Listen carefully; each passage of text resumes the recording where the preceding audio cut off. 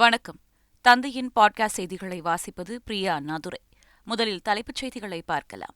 நாடாளுமன்ற தாக்குதல் நடந்த 22வது நினைவு தினத்தில் மக்களவைக்குள் 2 பேர் அத்துமீறி நுழைந்ததால் அதிர்ச்சி. பார்வையாளர்கள் மாடத்திலிருந்து குதித்தவர்கள் திடீரென வண்ண புகைக்குண்டுகளை வீசியதால் பரபரப்பு. மக்களவைக்குள் கலர் புகைக்குண்டு வீசப்பட்ட விவகாரத்தில் 5 பேர் கைது. சம்பவத்தில் தொடர்புடைய 5வது நபர் குருகிராமில் கைது செய்யப்பட்டதாக போலீசார் தகவல். நாடாளுமன்ற சம்பவம் தொடர்பாக குடியரசுத் தலைவரை சந்திக்க எதிர்க்கட்சிகள் முடிவு. இன்று காலை 10 மணி அளவில் இந்தியா கூட்டணி கட்சிகள் ஆலோசனை நடத்துகின்றனர். சென்னையில் உள்ள அனைத்து வட்டங்களுக்கும் 6000 ரூபாய் வெள்ள நிவாரண நிதி வழங்கப்படும். செங்கல்பட்டு மாவட்டத்தில் தாம்பரம், பல்லாவரம், வண்டலூர் வட்டங்களில் முழுமையாகவும், திருப்போரூர் வட்டத்தில் 3 வருவாய் கிராமங்களுக்கும் வழங்கப்படும் என்று அறிவிப்பு. காஞ்சிபுரம் மாவட்டம் குன்றத்தூர் வட்டத்தில் முழுமையாகவும், ஸ்ரீபெரும்புதூர் வட்டத்தில் 3 வருவாய் கிராமங்களுக்கும் 6000 ரூபாய் வழங்கப்படும்.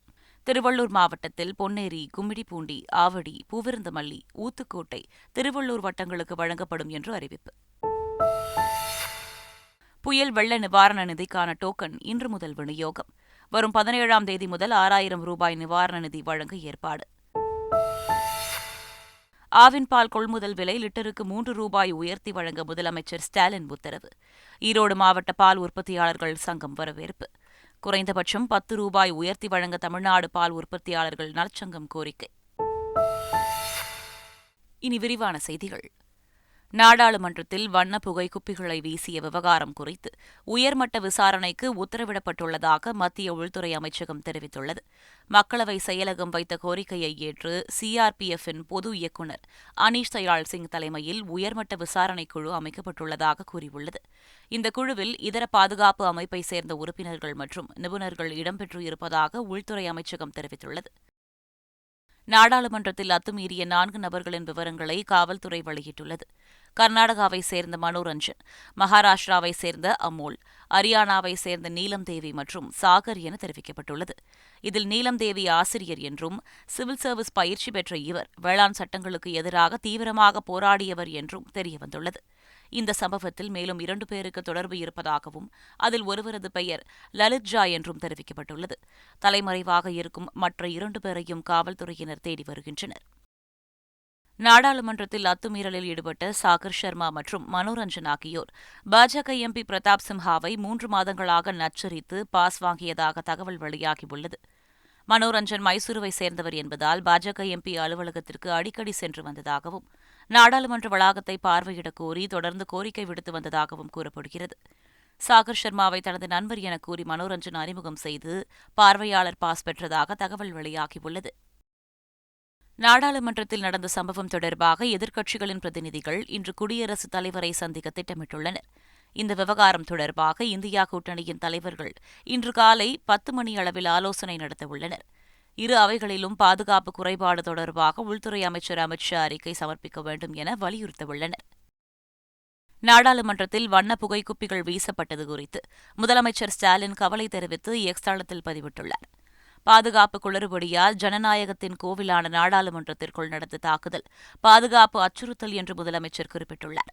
இந்த தாக்குதல் குறித்து உரிய விசாரணை விரைவாகவும் வெளிப்படையாகவும் நடத்த வேண்டும் என்று வலியுறுத்தியுள்ள ஸ்டாலின், எதிர்காலத்தில் இதுபோன்ற பாதுகாப்பு குறைபாடு ஏற்படாமல் இருக்க உரிய நடவடிக்கைகளை எடுக்க வேண்டும் என்று கேட்டுக் கொண்டுள்ளார். நாடாளுமன்ற வளாகத்திற்குள் வண்ண புகைக்குப்பிகளுடன் அத்துமீறி 2 நுழைந்ததற்கு கடும் கண்டனங்களை அதிமுக பொதுச் செயலாளர் எடப்பாடி பழனிசாமி தெரிவித்துள்ளார். கடந்த 2001ஆம் ஆண்டு நாடாளுமன்றத்தின் மீது தாக்குதல் நடைபெற்றதன் நினைவு தினமான இதே நாளில் இத்தகைய சம்பவம் நடந்திருப்பது வேதனைக்குரியது என்று அவர் குறிப்பிட்டுள்ளார். இந்திய இறையாண்மைக்கு சவால் விடும் இத்தகைய சம்பவத்தில் ஈடுபட்டவர்கள் மீது கடுமையான நடவடிக்கை எடுக்க வேண்டும் என அவர் வலியுறுத்தியுள்ளார். நாடாளுமன்றத்தில் அத்துமீறியவர்களுக்கு பாஸ் வழங்கிய பாஜக எம்பி பிரதாப் சிம்ஹா தனது தரப்பு விளக்கத்தை சபாநாயகர் ஓம் பிர்லாவிடம் அளித்தார். பின்னர் சபாநாயகர் தலைமையில் அனைத்துக் கட்சி கூட்டம் நடைபெற்றபோது பாஜக எம்பி பிரதாப் சிம்ஹா மீது நடவடிக்கை எடுக்க வேண்டும் என திரிணாமுல் காங்கிரஸ் வலியுறுத்தியது. மொஹுவா மைத்ரா மீது எடுக்கப்பட்ட நடவடிக்கை போல எடுக்க வேண்டும் என்றும் கோரிக்கை விடுக்கப்பட்டது.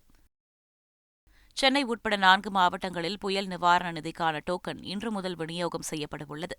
மிக்ஜாம் புயலால் பாதிக்கப்பட்ட மக்களுக்கு ரேஷன் கடை மூலம் 6000 ரூபாய் நிவாரணம் வழங்கப்படும் என முதல்வர் ஸ்டாலின் அறிவித்திருந்தார்.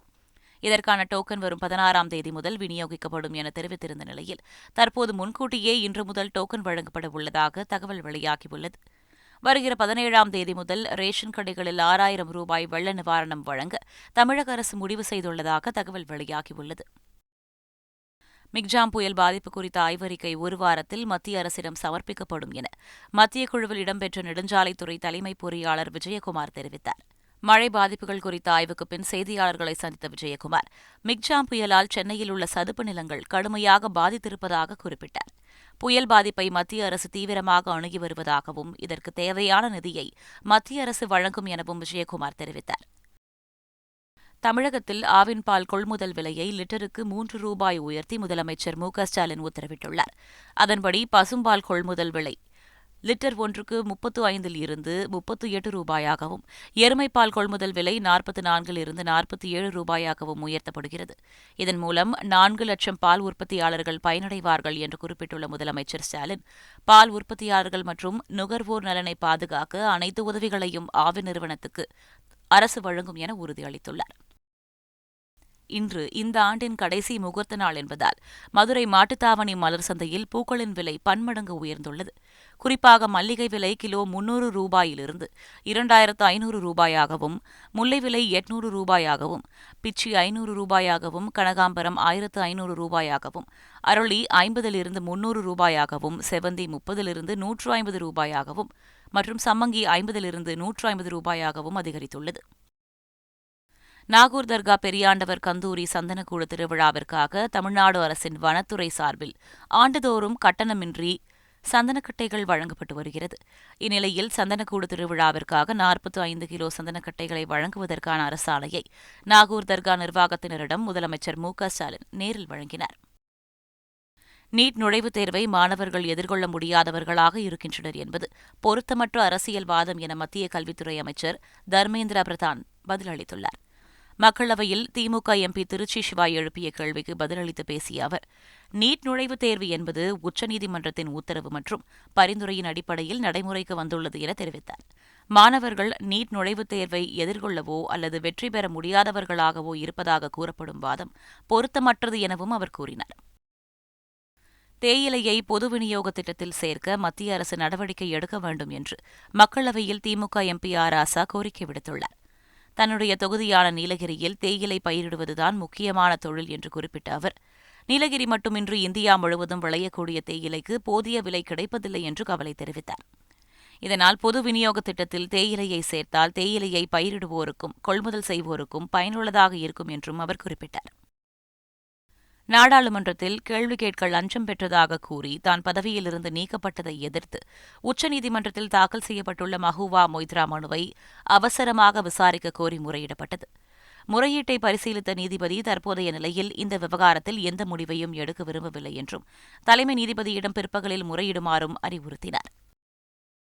சாத்தான்குளம் தந்தை மகன் கொலை வழக்கில் நீதிபதி பாரதிதாசன் சாட்சியம் அளித்தார். தூத்துக்குடி மாவட்டம் சாத்தான்குளத்தைச் சேர்ந்த ஜெயராஜ் மற்றும் ஃபீனிக்ஸ் ஆகியோர் கடந்த 2020ஆம் ஆண்டு காவலர்களால் விசாரணைக்கு அழைத்துச் செல்லப்பட்டபோது போலீசார் தாக்கியதில் உயிரிழந்தனர். இந்த வழக்கில் 60க்கும் மேற்பட்ட சாட்சிகளிடம் விசாரணை நடத்தப்பட்டுள்ளது. இந்நிலையில் மதுரை மாவட்ட 1வது கூடுதல் நீதிமன்றத்தில் நடைபெற்ற விசாரணையின்போது இந்த வழக்கை தொடக்கத்தில் விசாரணை செய்த கோவில்பட்டி நீதிபதி பாரதிதாசன் சாட்சியம் அளித்தார். 10ஆம் வகுப்பு மாணவர்களுக்கும் இனி விடைத்தாள் நகல் மறுமதிப்பீடு திட்டம் அமல்படுத்தப்படும் என பள்ளிக் கல்வித்துறை அரசாணை வெளியிட்டுள்ளது. பள்ளிக் கல்வித்துறை செயலாளர் குமரகுருபரன் இதுகுறித்த அரசாணையை வெளியிட்டுள்ளார். அதில் 10ஆம் வகுப்பு தேர்வில் எடுக்கும் மதிப்பெண்கள் மிகவும் முக்கியமானதாக கருதப்படுவதால் மாணவர்களின் நலன் கருதி இந்த வாய்ப்பு வழங்கப்படுவதாக தெரிவிக்கப்பட்டுள்ளது. 10ஆம் வகுப்பு மாணவர்கள் ஒரு பாடத்திற்கு விடைத்தாள் நகல் பெற 275 ரூபாயும், மறுகூட்டல் செய்வதற்கு 205 ரூபாயும், விடைத்தாள் மறுமதிப்பீடு செய்ய 505 ரூபாயும் கட்டணமாக நிர்ணயிக்கப்பட்டுள்ளதாகவும் அரசாணையில் கூறப்பட்டுள்ளது. மிக்ஜாம் மழை வெள்ள பாதிப்புகளால் மெட்ரோ ரயில் நிறுவனத்திற்கு 210 கோடி ரூபாய் அளவிற்கு சேதம் ஏற்பட்டுள்ளதாக கணக்கீடு செய்யப்பட்டுள்ளது. சென்னை மெட்ரோ ரயிலின் முதல் கட்ட திட்டத்தில் 15 கோடி ரூபாயும், 2ஆம் கட்ட திட்டத்தில் 195 கோடி ரூபாயும் சேத மதிப்பாக கணக்கீடு செய்யப்பட்டுள்ளது. சென்னை மெட்ரோ நிறுவனம் சேத மதிப்பு கணக்கீடு செய்து அதனை தமிழக அரசிடம் சமர்ப்பித்துள்ளது. நெடுந்தீவு அருகே மீன்பிடித்துக் கொண்டிருந்த புதுக்கோட்டை மீனவர்கள் 6 பேர் சிறைபிடிக்கப்பட்டுள்ளனர். அப்பகுதிக்கு ரோந்து வந்த இலங்கை கடற்படை எல்லை தாண்டி மீன்பிடித்ததாக ஒரு விசைப்படகையும் அதிலிருந்து 6 மீனவர்களையும் கைது செய்து காரைநகர் கடற்படை முகாமிற்கு விசாரணைக்காக அழைத்து சென்றுள்ளனர். தொடர்ச்சியாக இலங்கை கடற்படை தமிழக மீனவர்களை கைது செய்யப்பட்டு வருவதனால் மிகுந்த அச்சமடைந்துள்ள மீனவர்கள் மத்திய மாநில அரசுகள் உரிய நடவடிக்கை எடுக்க கோரிக்கை வைத்துள்ளனர். முகூர்த்த தினமான இன்று சார்பதிவாளர் அலுவலகங்களில் கூடுதல் டோக்கன் ஒதுக்கீடு செய்ய உத்தரவிடப்பட்டுள்ளது. அதன்படி ஒரு சார்பதிவாளர் உள்ள அலுவலகங்களுக்கு 100க்கு பதிலாக 150 முன்பதிவு டோக்கன்கள் வழங்கப்படுகிறது. 2 சார்பதிவாளர்கள் உள்ள அலுவலகங்களுக்கு 200க்கு பதிலாக 300 முன்பதிவு டோக்கன்களும் வழங்கப்படுகிறது. அதிக அளவில் ஆவணப்பதிவுகள் நடைபெறும் 100 அலுவலகங்களுக்கு 100க்கு பதிலாக 150 சாதாரண முன்பதிவு டோக்கன்கள் வழங்கப்படுகிறது. வேளாண்மை, தொழில்துறை, தொலைத்தொடர்பு துறை ஆகியவற்றில் இந்தியா வேகமாக வளர்ந்து வருவதாக ஆளுநர் என். ரவி தெரிவித்துள்ளார். சிதம்பரம் அண்ணாமலை பல்கலைக்கழகத்தில் G20 சார்பில் ஒருநாள் தேசிய கருத்தரங்கு நடைபெற்றது. இதில் சிறப்பு விருந்தினராக கலந்து கொண்ட தமிழக ஆளுநர் என். ரவி கருத்தரங்கை தொடங்கி வைத்து சிறப்புரையாற்றினார். அதில் வேளாண்மை, தொழில்துறை, தொலைத்தொடர்புத்துறை ஆகியவற்றில் இந்தியா வேகமாக வளர்ந்து வருவதாக தெரிவித்தார். விபத்தை ஏற்படுத்திய வழக்கில் சிக்கிய டிடிஎஃப் வாசன் வழக்கு விசாரணைக்காக காஞ்சிபுரம் நீதித்துறை நடுவர் நீதிமன்றத்தில் ஆஜராகினார். அப்போது விபத்தில் சிக்கிய இருசக்கர வாகனத்தை திரும்பப் பெறும் வழக்கில் விசாரணையை 17ஆம் தேதிக்கு ஒத்திவைத்த நீதிபதி அதேபோல் யூடியூப் சேனல் முடக்குவதற்கான வழக்கை வரும் 27ஆம் தேதிக்கு ஒத்திவைத்து உத்தரவிட்டார்.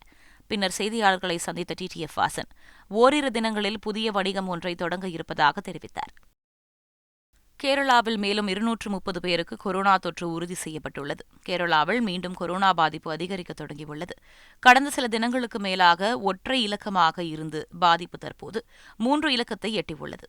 அதன்படி மேலும் 230 பேருக்கு தொற்று இருப்பது உறுதி செய்யப்பட்டு கேரளாவில் மொத்த கொரோனா பாதிப்பு எண்ணிக்கை 949ஐ எட்டியுள்ளது. மகேந்திரகிரி இஸ்ரோ மையத்தில் கிரையோஜெனிக் என்ஜின் சோதனை 200 வினாடிகள் வெற்றிகரமாக நடைபெற்றதாக தகவல் தெரிவிக்கப்பட்டுள்ளது. நெல்லை மாவட்டம் மகேந்திரகிரி இஸ்ரோ மையத்தில் ராக்கெட்டுகளை விண்ணில் செலுத்துவதற்கு தேவையான கிரையோஜெனிக் என்ஜின் சோதனை நடத்தப்பட்டு வருகிறது. இந்நிலையில் GSLV ராக்கெட் விண்ணில் செலுத்துவதற்கான A-17 என்ற என்ஜின் முதற்கட்ட சோதனை நடத்தப்பட்டது. இதில் நிர்ணயிக்கப்பட்ட இலக்காக 200 வினாடிகள் வெற்றிகரமாக நடைபெற்றதாக இஸ்ரோ தரப்பில் இருந்து தெரிவிக்கப்பட்டுள்ளது. இங்கிலாந்துக்கு எதிரான முதல் T20 போட்டியில் 4 விக்கெட் வித்தியாசத்தில் வெஸ்ட் இண்டீஸ் வெற்றி வாகை சூடியது. பார்படாஸில் நடைபெற்ற போட்டியில் முதலில் பேட்டிங் செய்த இங்கிலாந்து 19.3 ஓவர்களில் 171 ரன்களுக்கு ஆல் அவுட் ஆனது. அதிகபட்சமாக சார்ல்ட் 40 ரன்களும் பட்லர் 39 ரன்களும் அடித்தனர். பின்னர் 172 ரன்கள் இலக்கை 19வது ஓவரில் 6 விக்கெட்டுகளை இழந்த நிலையில் வெஸ்ட் இண்டீஸ் எட்டியது. அதிரடியாக 29 ரன்கள் அடித்ததுடன் 3 விக்கெட்டுகளையும் வீழ்த்திய ரசல் ஆட்டநாயகன் விருதை வென்றார். ஆடவர் ஜூனியர் 50 ஓவர் உலகக்கோப்பை கிரிக்கெட் தொடருக்கான இந்திய அணியை BCCI அறிவித்துள்ளது. அடுத்த மாதம் 19ஆம் தேதி தென்னாப்பிரிக்காவில் ஜூனியர் உலகக்கோப்பை தொடர் தொடங்கவுள்ளது. பஞ்சாப் வீரர் உதய் சஹாரன் தலைமையில் 15 வீரர்கள் கொண்ட அணி அறிவிக்கப்பட்டுள்ளது. துணை கேப்டனாக சௌமி குமார் பாண்டேவும் விக்கெட் கீப்பராக அவனிஷ் ராவும் நியமிக்கப்பட்டுள்ளனர். இலங்கை கிரிக்கெட் வாரியம் கலைக்கப்பட்டதை அந்நாட்டின் புதிய விளையாட்டுத்துறை அமைச்சர் ஹரன் பெர்னாண்டோ ரத்து செய்துள்ளார். இலங்கையில் விளையாட்டுத்துறை அமைச்சராக இருந்த ரோஷன் ரணசிங்கே ஊழல் புகார் காரணமாக இலங்கை கிரிக்கெட் வாரியத்தை அதிரடியாக கலைத்து முன்னாள் கேப்டன் அர்ஜுன ரணசிங்கே தலைமையில் இடைக்கால குழுவை நியமித்தார். இதனிடையே தன்னிச்சையாக செயல்பட்டதாக அவர் பதவி நீக்கம் செய்யப்பட்டார். இந்நிலையில் புதிய அமைச்சராக நியமிக்கப்பட்ட ஹரன் பெர்னாண்டோ இடைக்கால குழுவை ரத்து செய்து உத்தரவிட்டுள்ளார். மீண்டும் தலைப்புச் செய்திகள். நாடாளுமன்ற தாக்குதல் நடந்த 22வது நினைவு தினத்தில் மக்களவைக்குள் 2 பேர் அத்துமீறி நுழைந்ததால் அதிர்ச்சி. பார்வையாளர்கள் மாடத்திலிருந்து குதித்தவர்கள் திடீரென வண்ண புகைக்குண்டுகளை வீசியதால் பரபரப்பு. மக்களவைக்குள் கலர் புகைக்குண்டு வீசப்பட்ட விவகாரத்தில் 5 பேர் கைது. சம்பவத்தில் தொடர்புடைய 5வது நபர் குருகிராமில் கைது செய்யப்பட்டதாக போலீசார் தகவல். நாடாளுமன்ற சம்பவம் தொடர்பாக குடியரசுத் தலைவரை சந்திக்க எதிர்க்கட்சிகள் முடிவு. இன்று காலை 10 மணி அளவில் இந்தியா கூட்டணி கட்சிகள் ஆலோசனை நடத்துகின்றனர். சென்னையில் உள்ள அனைத்து வட்டங்களுக்கும் 6000 ரூபாய் வெள்ள நிவாரண நிதி வழங்கப்படும். செங்கல்பட்டு மாவட்டத்தில் தாம்பரம், பல்லாவரம், வண்டலூர் வட்டங்களில் முழுமையாகவும், திருப்போரூர் வட்டத்தில் 3 வருவாய் கிராமங்களுக்கும் வழங்கப்படும் என்று அறிவிப்பு. காஞ்சிபுரம் மாவட்டம் குன்றத்தூர் வட்டத்தில் முழுமையாகவும், ஸ்ரீபெரும்புதூர் வட்டத்தில் 3 வருவாய் கிராமங்களுக்கும் 6000 ரூபாய் வழங்கப்படும். திருவள்ளூர் மாவட்டத்தில் பொன்னேரி, கும்மிடிப்பூண்டி, ஆவடி, பூவிருந்தமல்லி, ஊத்துக்கோட்டை, திருவள்ளூர் வட்டங்களுக்கு வழங்கப்படும் என்று அறிவிப்பு. புயல் வெள்ள நிவாரண நிதிக்கான டோக்கன் இன்று முதல் விநியோகம். வரும் 17ஆம் தேதி முதல் 6,000 ரூபாய் நிவாரண நிதி வழங்க ஏற்பாடு. ஆவின் பால் கொள்முதல் விலை லிட்டருக்கு 3 ரூபாய் உயர்த்தி வழங்க முதலமைச்சர் ஸ்டாலின் உத்தரவு. ஈரோடு மாவட்ட பால் உற்பத்தியாளர்கள் சங்கம் வரவேற்பு. குறைந்தபட்சம் 10 ரூபாய் உயர்த்தி வழங்க தமிழ்நாடு பால் உற்பத்தியாளர்கள் நலச்சங்கம் கோரிக்கை. இத்துடன் செய்திகள் நிறைவடைகின்றன. வணக்கம்.